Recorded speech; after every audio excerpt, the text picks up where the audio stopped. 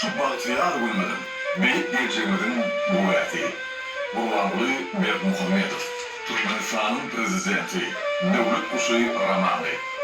Bu yol tezine var ya.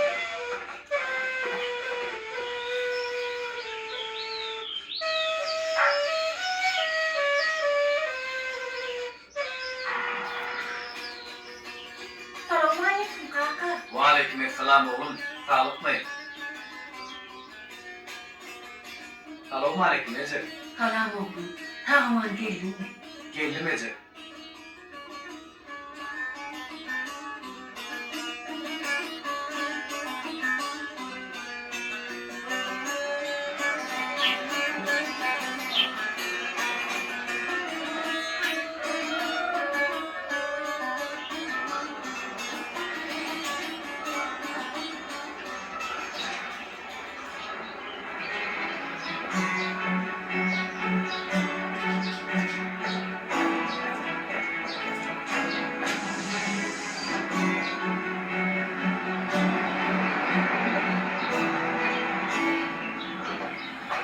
Hormatly okuwçylar, Kahraman arkadaşımızın atası Bermuhamed Anay bizim oğamızın ilkinci mektebinin direktörü bolup işlettir. Bizim muzeyimiz Vatançı Muallim'in ilhalar insanın adını götürýän, onu solup häsiýeti tutuş nesillerinin üçün beýik nusgadyr. Benim enelerimiz şu döwürlere neklik işler ettirler. Hawa, doğru aýdýar. Benim şeýle pikir etýär. Şu ýyllarda bizim oğamızın adamlary daýhançylyk bilen, senetçiliğin dörlü görünüşlerle meşgul bolupdyrlar. Benim enemde de eder şular ýaldarak bar.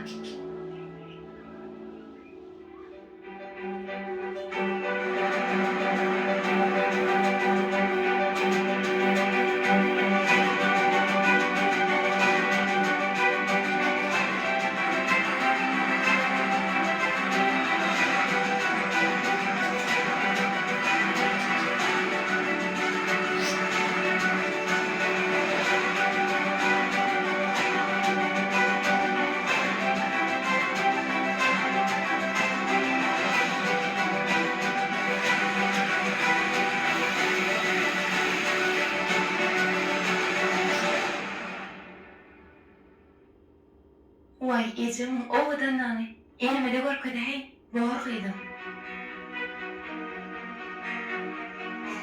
Ene gör ecem nähili wadana çekipdir. Bu nağış bilen kadimden gelýän hünärimiz bar. Alhaýyny ecem dagy melen watlary döwri wap şertlerde döredýärler.